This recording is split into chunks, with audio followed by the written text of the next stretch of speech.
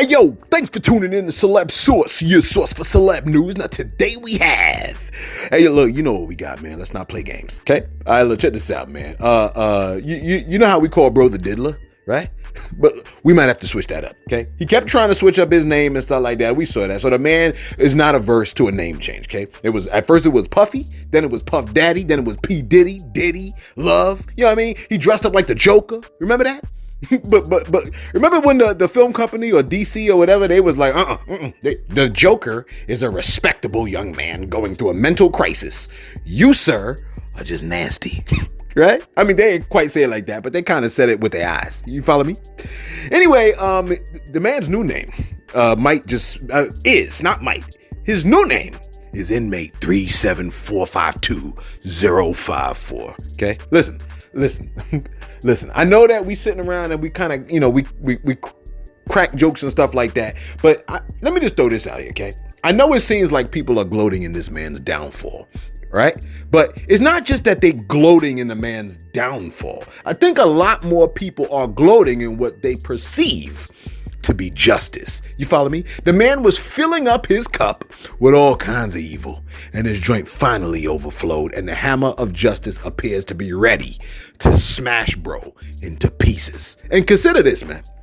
Consider this, all right? When people go to heaven, right, they become perfected, okay? They become perfected versions of themselves, all right? They become the spirits of just people made perfect, according to Hebrews 12, okay? Revelation 6, we see perfected martyrs, saints in heaven, asking God, hey, yo, how long you gonna take before you avenge us and carry out justice? You ain't gonna judge these people? And God tells them, look, just wait a bit, okay? Look, the rest of your brethren got to get killed first too. Then we gonna take care of the unjust, okay? Just rock this fit for now. Go read it. That's what he said. You follow? I just kind of broke it down for you, but that's what he said. All kinds of lessons we can get from that, from having to wait for your prayer. These people are in heaven, they still ain't getting their prayers answered. They just told to wait. They getting their prayers answered. The answer is to wait. But never mind all that. What I'm pointing out is this, okay? It is perfectly normal and even righteous to want to see justice carried out against the evil work. You follow me?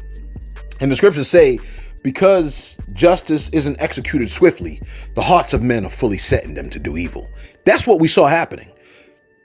Justice was not executed quickly on bro. And that's why his heart, I almost said fought, his heart was fully set in him to do more and more evil, to the point where he becomes so brash about it and makes a song called Act Bad. Remember the song he did with Young Miami? I wonder if she's still holding up signs like, free Diddy and stuff like that. Never mind all that, okay? Listen, you could be forgiven. You could be forgiven for all of your sins, okay? Bro could be forgiven for his sins, but righteousness demands justice, okay? You forgive. Yeah, we forgive you, bro. If you repent, then a lot of people will forgive you. But righteousness still demands justice. All right. Now, the man is locked up. We already know that. We already told you yesterday the man's in MDC. All right. Source, I apologize that I'm getting this to you late. There was a lot going on. At work today, there was a lot going on. Okay. A lot going on. Okay. But check this out, man. Inmate, what's his name? What is it? 37452? Inmate 374. I gotta remember this. 37452-054. There is a concern that bro may self-harm. Okay. Here's what it says. Where am I reading this from? Come on, dude. Don't you have a pick? I mean, I do have a pick. Well, can you get it up so we can get this to source? I am. Okay, look. There's a legit concern concerning a celebrity prison coach warns. They said, academics posted this. It says, Sean Diddy Combs, inmate 347. Was it? 3? What? Who knows? Okay. 34752? No, 37452-054. May be holding up okay at the moment behind bars, but concern for his well-being is warranted. That's according to celebrity prison coach. John Fuller, a consultant known for his high-profile clients, he prepared Martha Stewart for her stay in the can, tells TMZ the rap mogul may not be suicidal in his early days locked up, but concerned that Diddy's mental health might take a decline over time is valid, especially if the trial ends up not going in his favor. As Fuller put it, Diddy is likely used to getting his way given his A-list status. However, those days are over, at least for now, and that may become complicated for him to process. This is his version of 9/11. Fuller says a feeling of complete. Can you imagine all the people that experienced 9/11 from his hands or from his other parts? You know what I'm saying? Like real talk. Like that's like, and I'm not trying to be funny or nothing like that. I'm just saying from his antics. Okay. Fuller added that he said a feeling of complete hopelessness is entirely possible given the severity of Diddy's situation. The bad boy record founder has been charged with trafficking of a sexual nature, racketeering, transportation to engage in prostitution, and he is now being held without bond. Okay, so that's his situation. There's concern for self-harm. I know a lot of people are like, we don't give a cuff. We don't mind if he self-harms. And a lot of people are like, no. Don't take the easy way out. You got to go the hard way. Okay. Why don't you get locked up for a couple years and not get what you want? Well, let me just throw this out here to you. Okay. If he self-harms to the point of, you know what I mean? Doing the, not the unthinkable, but the worst, then his misery will have just begun.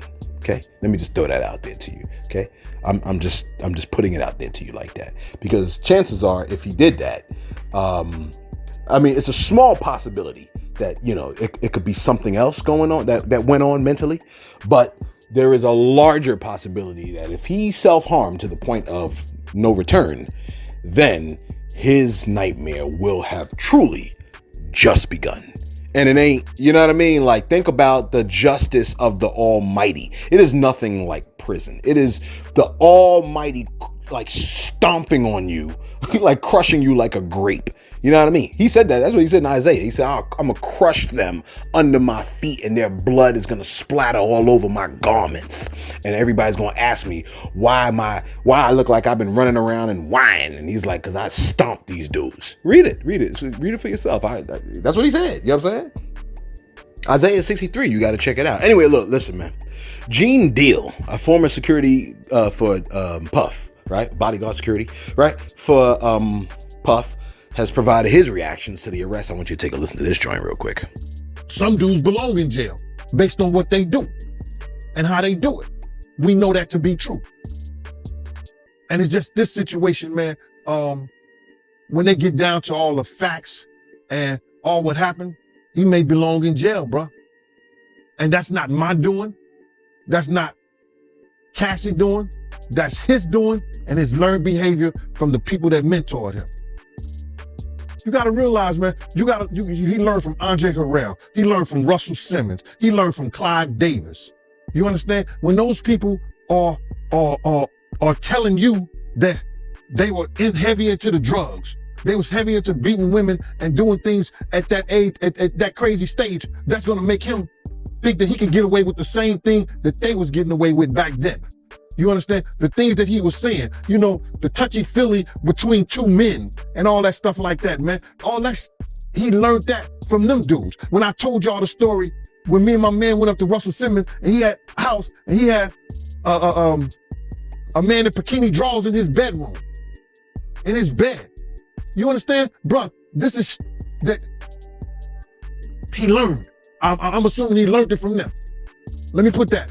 And I'm not going to say allegedly because I saw that for my own self. My man was with me, Slick was with me, and we saw that for our own self. You understand what I'm saying? So these are behaviors and things that with drugs and all the stuff that's going on, pills, drinking, it can make this man into a monster. And that's what it did, bro. It made him into a monster, bro. What's happening to him now? It's one of the greatest tragedies that we're going to ever read about, bro.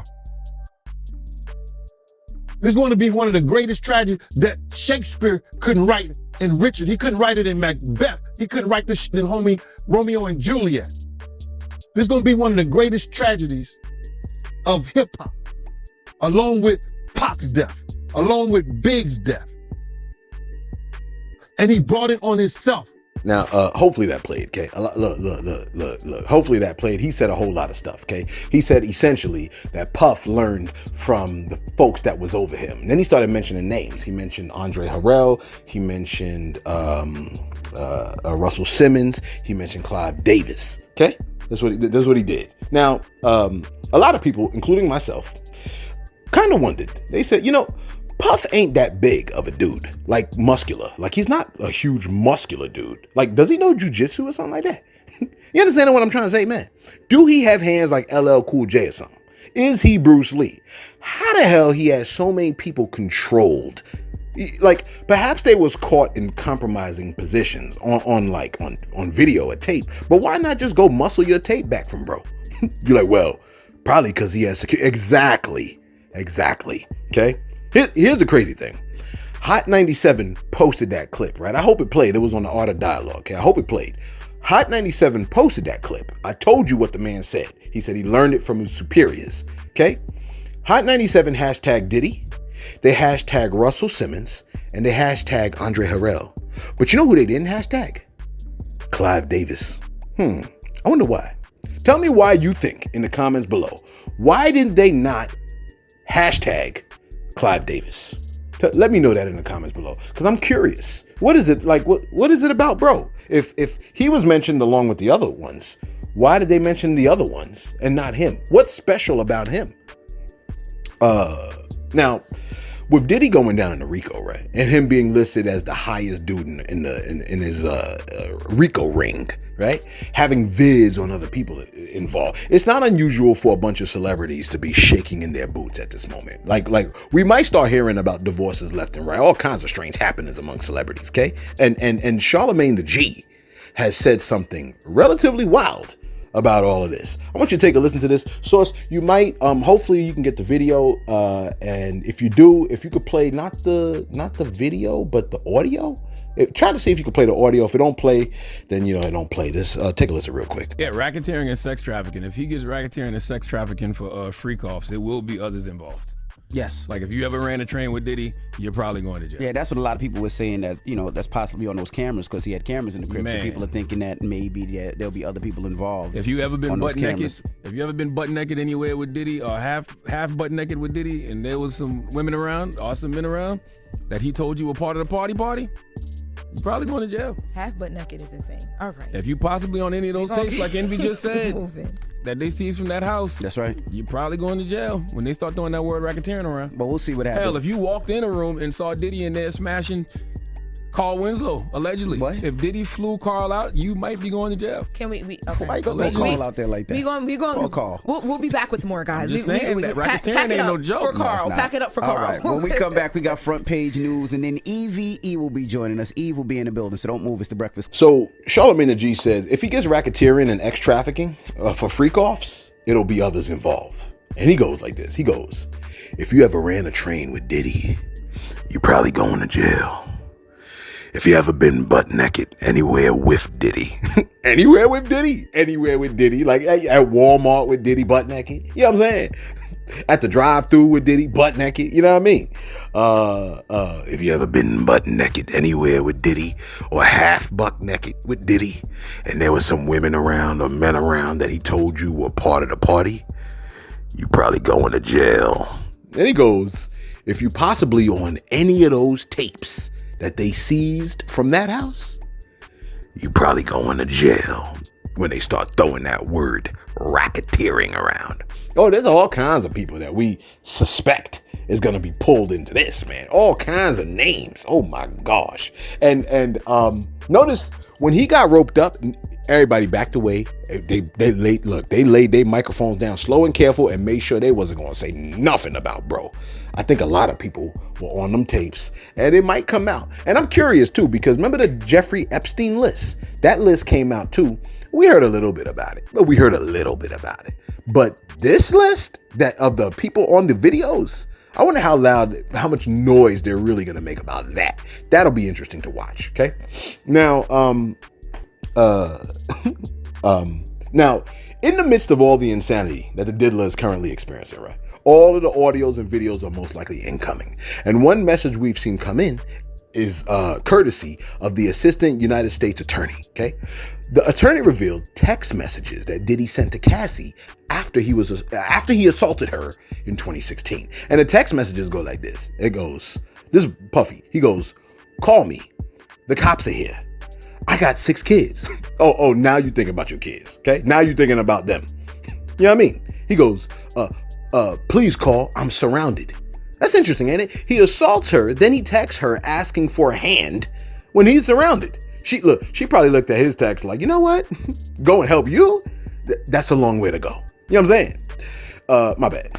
He said, please call, I'm surrounded. You gonna abandon me all alone? Notice the emotional manipulation tactic. You're gonna abandon me all alone?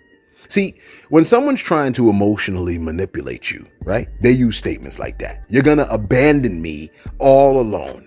Those kinds of statements are used to make the victim feel guilty or responsible for their partner's well-being. If someone is trying to pressure you, right? You to listen. I'm talking to you now, because you know what I'm saying? It's like you in the car, right? You're like in the passenger seat with me, okay? Or the driver.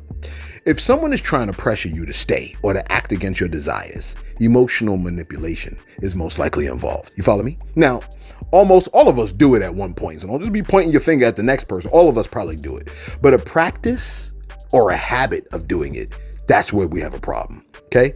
Now, the person doing that, they could be showing genuine fear or vulnerability, but ain't nobody hearing none of that fear and vulnerability from a ninja who just did what he did to Cassie in the hotel room, okay? Because he sent that after the fact, okay? When he was stomping sis, okay? Now, what led to the violent encounter, according to the U.S. attorney, was the U.S. attorney said, the defendant had a freak off. I'm mad, that's a normal word now.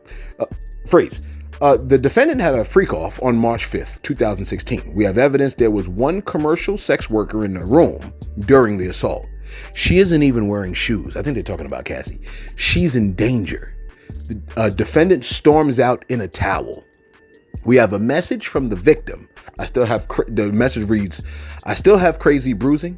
He claims he wanted to get his clothes back, but that's not what happened here. So she said, I still have crazy bruising or what have you. So the attorney's like, yo, that's not what happened here, okay? She tried to escape a room with a defendant and a sex worker. So there must have been somebody else in there. And then she fled without shoes. Immediately after the assault, the defendant sent these messages. Call me, the cops are here, I got 6 kids. Yo, please call, I'm surrounded. Yo, you gonna abandon me all alone?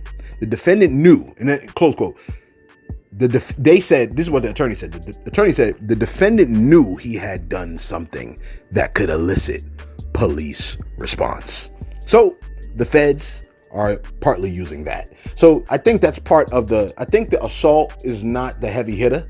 I think the situation is the idea that because there was 2 workers, which sounds like Cassie and somebody else, that makes it part of that racketeering, organized crime element to it. Okay. Now, if you think that text message thread is not strong enough, the feds are probably also gonna be using this video right here. Take a listen. Okay, ladies and gentlemen, for all those in London that don't know what happens to the white man when he comes to a P. Diddy party, this is what happens to the white man. It's so unfortunate. You gotta pull back though, so they can see. That's crazy. Matt, move out the way. You're still alive. Look at that. Look. Would you get the drink on his head? And that's James from Simeon Mobile Disco. He is a actual DJs aren't supposed to pass out, but when they come to one of my parties, this is what happens to him. I put him to sleep. Next day, right? You put the drink on his head. There you go. There it is. Damn. Mm-hmm. Hey, look, man. It's one thing if the diddler said, what is it? 37452, right? Agent. You know what I'm saying. It's one thing if inmate 054 said, what happens to anybody at my parties? But he went the next level. The video shows him saying, look. If he said, oh, this is what I do to people at my party, that would have been one thing. But he said, what happens to the white man? This is what happens to the white man that comes to a Diddy party. The feds must have just got a hold of that video because he been doing that to niggas for like damn near 2 decades, bro. You know what I'm saying? Now they just coming to get him? Look, they must have just heard that video about like last week or something like that. And they're like, oh hell no. Officer Johnson, look. They probably heard black people talking about it for years. They probably heard Jaguar Wright and all kinds of other people talking about it. Oh, Officer Johnson, it's not that serious. No need to arrest. But now he done got the white man bent over, and they can't take that. Okay, look, I've been hearing about this man's antics for approximately 20 years. Y'all just getting him now? All the people who could have avoided being humbled by this man for years. Jaguar Wright's been mentioning it. You know what I'm saying? Because she been saying it for years. And you heard what he said. He said, "This is what happens. I put him to sleep." I said, golly. You know what I'm saying? Look, the man is face down, bottoms up. Okay? He said, I put him to sleep. I put him to sleep. I put him to sleep. Okay? However you want to emphasize, however you want to do the inflections of the words, it's pretty slippery. You know what I'm saying? I'm mad that I even used that. Okay? He said, I put him to sleep. I'm over here like, what you mean, like what you're currently being accused of doing to other people? You said it right there on camera? So that must mean you could do stuff like that to other. He said that this is what happens to the white man when. I don't think that's the only one that happened to. I looked at that joint like, ooh, man, you cooked. You are cooked. And then to boast about it. Look. James from Simeon Mobile Disco, you need some new friends too, bro. You know what I'm saying? If I could talk to you directly, bro. If my friends let that happen to me and they putting drinks on my head, I'm putting bags on theirs. You understand what I'm saying, man? I mean, that's crazy, man. How y'all let this man do me like that? You know what I mean? And ain't no telling what happened to bro after that. You could only imagine what happened to bro after that. Oh, by the way, that dude that won, remember the dude that won the $100 million, the inmate that won the $100 million from Puff in court? Well, they reversed that, okay? Remember bro said that he drank something and fell asleep and woke up and he saw Puff hunching on some young lady, and then Puff looked at him and said, I did this to you too. Remember that? And then so he won the $100 million? Well, they reversed that. That's effed up. Hey, look, man, I tell you, man, once you commit crime and you in prison, you just expose yourself. Once you commit crime, you expose yourself to potentially being enslaved. And they ain't gonna give no slave $100 million. Where you see that at? Where that happened at? You're like, I thought it happened the other day. Well, they reversed it, okay? By the way, let me just throw this out here. Shout out to Lakeith Stanfield. This is not for nothing, but this is for something, okay? Shout out to Lakeith Stanfield. This man just posted, if you talk down on black women, cuff your podcast. Close quote. That's it. I just had to throw that out there. I like that. I love that. Okay. Facts upon facts. And look, this ain't for no pat on the back. We don't look for pats on the back. Okay. I don't like, you don't even know who I am. Real talk. Okay. But I felt what he said. Cuss your podcast, cuss your weak ass friends that was laughing at your weak ass jokes, and cuss the poom poom you slithered out of. Okay. Dude was like, man, I was a C-section baby. Cuff all that. Okay. Like Tupac said, cuss you too. All right. Why you want to talk down on black women? You know what I mean? Why you want to talk down on them for? Self-loathing ass ninjas. My bad. But not really though. Now, a lot of people, Jaguar Wright has been talking about this for a while now. And she has issued her response. Let me show you her response when she first heard about the diddler getting caught with his pants down, I guess I could say, right? Kind of, sort of. You like, well, literally? He didn't literally get caught with his pants down, but that's actually kind of a shocker too, ain't it? Take a listen to what Jaguar Wright had to say. Ask, how do you know? How did you know? How did you know? And now we have you here with what you said come to pass. Again. What are your thoughts, please?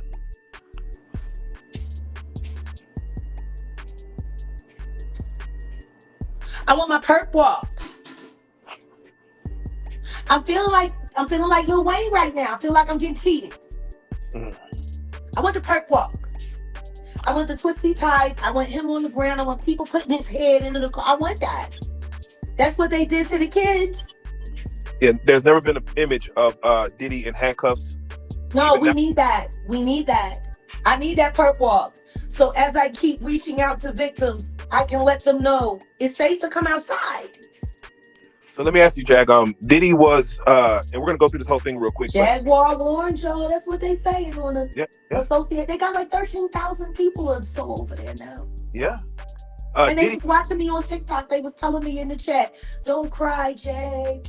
Wow. How is the Associated Press commentating on what I'm doing in my TikTok? No, listen, I was on academics page and everyone's typing in Jaguar Wright was right. He's trying to say, hey, listen, I hear y'all, but they're letting him know. Go back and listen to Jaguar Wright. Now you have to go watch everything she said. Yeah, on the blue couch. Can you give me your thoughts when Diddy comes to New York? He's seen walking the streets of New York with his son right before the feds. They were supposed to arrest him today, but they chose to do it last night. Well, yeah, because they probably felt like he was getting itchy. And he might have been trying something. I mean, he did what all of the good fellas do when they know that they get ready to go to jail. They come home, they have dinner with everybody, they go to their favorite places, Yeah. That last good time. There's a song that goes around, Jack. I believe it's called 1,000 Bottles of Baby Oil on the Wall. Take one down and passing it around. What when you hear this indictment being unsealed and to hear the depravity of the You know what? I'm going to say it again. Because there might be some people who have never been through here to the blue couch. These niggas is wild. They procure bitches to do damage and wild shit. Like, it was something like that I said. Why don't nobody ever want to believe me? You see that, man? A lot of people owe that young woman an apology. See, I'll be the first to admit, I don't always love her delivery. Okay, a lot of people may not have loved her delivery, but like if you see certain things, like I remember reading somewhere in the scripture, I think it was like, I forgot where it was, somewhere in Deuteronomy or something like that, and God was like, yo, I'm gonna have you experience like the most insane calamities. You're gonna go crazy by the sights of your eyes. Like what you see happening around you is gonna make you go crazy. Okay. Now, when God said that to the people, I said, yo, that's jacked up. And during, like, you could just go back to the pandemic, right? 4 years ago, when you wasn't really sure if you ever caught the Rona or not. You was trying to figure, am I sick? Do I I avoided COVID for a year. And for that whole year that I was avoiding it, every week I thought I had it. You follow me? It's like I was going crazy, man. You know what I mean? So maybe she saw things that maybe like really drove her to the edge. I mean, she did see certain things that drove her to the edge. Her delivery, like you may have gotten sidetracked by her delivery. But remember when I told you about the TSA agent in Get Out? That like the delivery sometimes may not matter if what the thing that we're talking about is true. You follow what I'm saying? Jaguar Wright was saying something that really happened. And a lot of people got sidetracked by the delivery. And then it flew over their head, the reality of what she was saying. And now she's vindicated. You know what I mean? Jaguar was right. Jaguar's right. You know what I'm saying? So man, shout out to her, man. Shout out to her for being vocal, for being bold, for being real and saying it out loud. Because there was a lot of grown men that didn't want to say nothing. There's a lot of grown men now that still don't want to say something. You know what I'm saying? And you know, everybody thinks they know what they're gonna say and do, but you remember what Mike Tyson said? Everybody got a plan until they get punched in the mouth. It'd be that. Let me go to my shots real quick. Sauce, I do apologize. It was just crazy today. I can't emphasize it to you enough. Matter of fact, I'm gonna send you the message about what went down today. But Jay Skis. Okay, Jay Skis said, "Yo, man, thanks, man." He said, "Yo, check this out, man. Say you famous, right? Like, let's say you an IG model, okay? Let's say you see an IG model you like, right? How about that?" He said, "Say you see an IG model you like." Well, Jay Squeeze, can you get it right? No, you get it right. I'm saying it right. You reading it, ain't you? My bad, Jay. He said, "Yo, say you see an IG model you like, you hit her up, right? And you say you want to get, I want to get with you and take you out." And she like, "Oh yeah. You know what I'm saying? But she in a different state, okay? You say, "Yo, man, I'll fly you to my city and I'm gonna show you a good time." You know what I mean? If she willing and she give you the buns and you willing to give her some money to go shop while you handle the business, is that sex trafficking? I don't know Jay Squeeze, but thank you for the $4.99, bro. You know what I'm saying? Thank you for the $4.99. Okay. I don't know if that's sex trafficking. I mean, trafficking, I guess. Yeah, I don't know. I guess I got to look that up. I should have looked that up before I even responded to your question. I guess I'm going to go look it up and then I'm going to come back. Let me go to the chat right now. Hold on for a second. All right. I asked the chat because I give a damn. Okay. I asked the chat, I said, and I think this is your question. I said, yo, if a person flies a model out, has sexual relations with her, gives her money to shop, is that considered sex trafficking? Because I think that's the essence of what you asked, right? And the chat said, the situation you described could potentially raise concerns about sex trafficking, depending on various factors, but it might not fit the legal definition directly. A lot of y'all don't get any ideas. You shouldn't be paying for buns. Or shouldn't do something where the woman thinks she's going to get money from you because she gave you some buns, okay? If she give you buns with the expectation of getting paid or getting some kind of money or monetary, what you may call it for it, you pay for it. And as far as I'm concerned, you disgusting and you got no kind of game. You should be ashamed of yourself. I can't believe you paid for buns. You're stupid and you're ugly. You're probably ugly because you had to pay for buns when buns is running around here free of charge, okay? My bad. It might not fit the legal definition directly.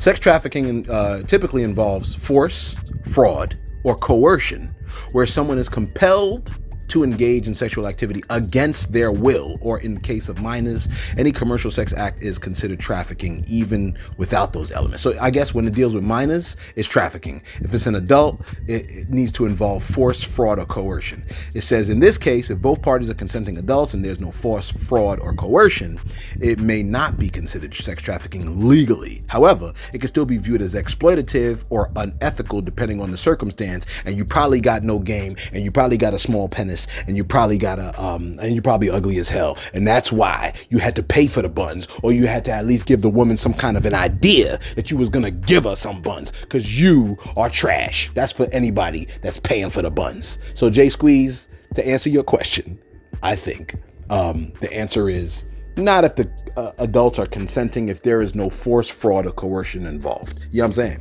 saying? So that's what the chat said, and I think I could agree with that. I guess I would just have to look at, in the eyes of the law, what the law states. But we definitely know one thing, that it's unethical. Okay, well, a person might feel like if they got buns from having flown somebody out, then they might feel like they are obligated, because there is, let me just throw this out here, Tim, it's a secret, don't tell nobody about this, okay? But if you read I forgot the book on persuasion, but there is the law of reciprocity, and the law of reciprocity states that when you do something for somebody, they feel obligated to do something back for you. It's a law, and some people can violate the law, just like anybody can violate the law, but there's usually some kind of value system inside of them that causes them to observe the law of reciprocity. That is, if I do something good for you, you are going to do something good back for me. So probably what we're seeing when the woman is flown out or flued out, however you want to put it, and then the dude gets some buns or whatever, the law of reciprocity might be taking place all over the place. Just from him flying her out, a lot of women probably feel like they're gonna reciprocate by giving up the buns, because he went to the extent of having to fly me out. But let's say she is able to bypass that law, because if you're flown out, shouldn't automatically equate to you have to give up buns. Okay, so that's a point where a woman has to bypass that law. Under which circumstance, sorry for talking so long, but you got other places to go ahead. You know what I'm saying? Ain't nobody begging you to stick around. If the woman circumvents the law of reciprocity, then she might be like, nah, I don't gotta give up no buns. Then you start seeing coercion and force and passing the girl around. Yeah, we got trafficking at that point. All right. If the girl's like, nah, I don't gotta give up no buns, man. You flew me out. We was gonna have a good time, or we gonna chill. I ain't giving you no buns. I value myself too much to just give buns to any old John. You know what I'm saying? So under that circumstance, but let's say she does give up the buns. Maybe the law of reciprocity kicks in, and the guy feels like he got to give her some money so that she could be good, because he feels like he owes her something. You follow me? It's a law that we can bypass, but it's a law of human nature. It happens all the time. Okay, don't use it for your evil, nefarious purposes. All right, and don't tell nobody I told you. Now, but tell people about the channel. Hit the sub button, by the way. Shout out to Jay Squeeze, man. And thank you for letting me have gone through that. You know what I'm trying to say. Burt Rainey, Burt Rainey. I feel like this is Robert Rainey. Yeah, Robert Rainey, because these are pounds. My man sent me 20 pounds. 20 pounds, bro. 20 pounds. You see the sign? That's a pound. Okay? 20 pounds, baby. And check this out. You know how much 20 pounds is? In US dollars, it's about $26.85. So I appreciate that. You know what I'm saying? Or 89 cents, one of the two. You know what I mean? Robert Rainey, I appreciate that, man. My man was like, what did he say? He said something nice to me. I forgot what he said. He said something along the lines of like, yo, man, I meant to give this to, what did he say? I done lost what he said. You know what I'm saying? What did he say? What did Robert Rainey say? I got to go back to what he said. That's what he said. He said, yo, I appreciate you, my guy. He said, you'll be entertainment for me for hours now, bro. Okay? He said, you don't see what goes on behind the scenes, right? Because he's from thing. He said, and that's always why I decided to show my love monetarily. He said, the diddler be effed all the way up now. Okay? Reap what you sow. It's poetic. Obviously not that poetic for those involved though. I know I'm butchering this, I know. But yo, Robert Rainey, you my guy. He said, excellent work, Celeb and crew. Always catching on the daily. Always catching on the daily. Even when I into posting up in the air. All right. Shout out to you, big dog. You know what I'm saying? I appreciate you, man. Yeah. Don't hate me for I tried. Okay. I did my best. All right. Can we get back to this and wrap this up before Robert Rainey tries to figure out how to take his money back? I do appreciate that, Robert Rainey. Real talk. Let me give you this one last shout out, man. Sauce, I apologize. You know I love you, Sauce. You know I do. Come on. Sauce, come on. Listen.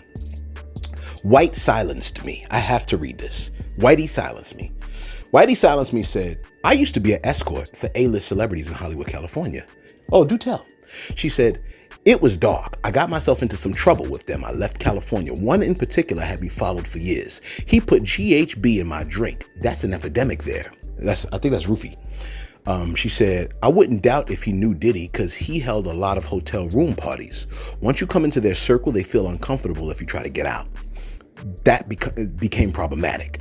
I was told if I ever see anything that I was threatened.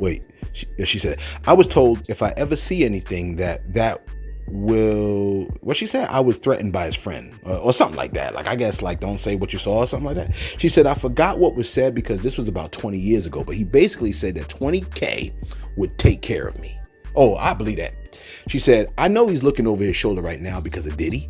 I woke up in a strange room when he drugged me and admitted it. I had something come out of me the next day. They like to find us at strip clubs. When will the feds bust those places? Hey, look, man, I'm going to need everybody that's listening. You know what I'm saying? In the name of Jesus, don't go to them strip clubs. Don't go to them strip clubs. It's not good for you.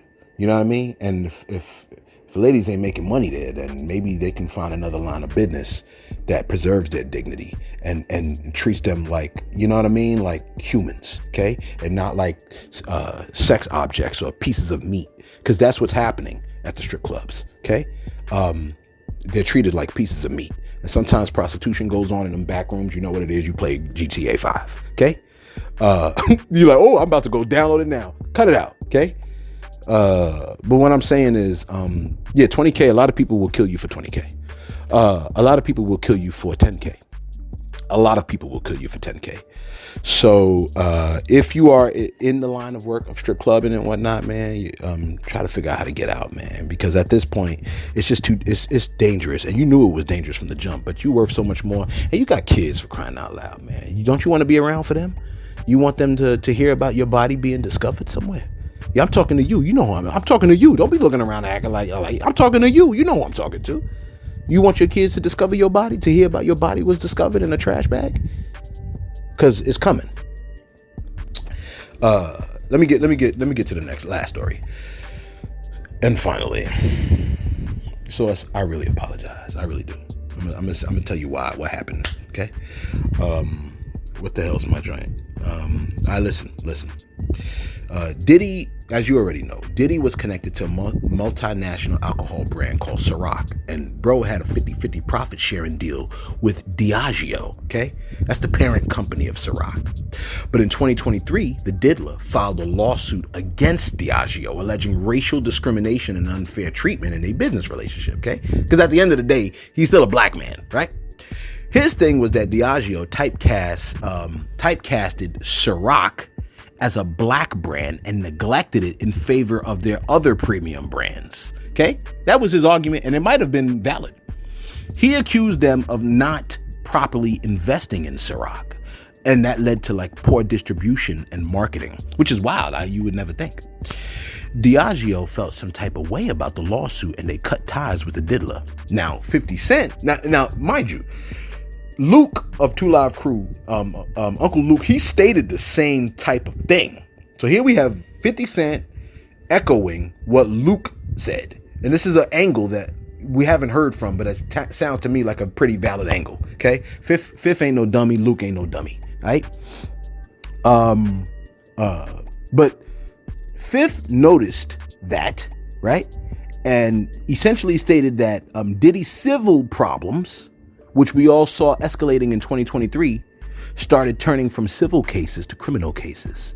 Take a listen. You have the experience with major corporations like me, my particular experience with Beam Suntory. It was great in the beginning. It's great for us to work for them. It's not so cool when you start to own things. You see what I'm saying? So I made a lot of money with them too. Like there's a point, they did a deal that mirrored what Puffy's deal with Diageo was for Ciroc. So he didn't have ownership of that at any point, but he was getting a lot of money, like almost like $60 million a year at one point. So you see him go to daily on is when you see him have some issues. And these people have really strong relationships. Don't think that the civil case doesn't turn into a criminal case faster because he's making them uncomfortable.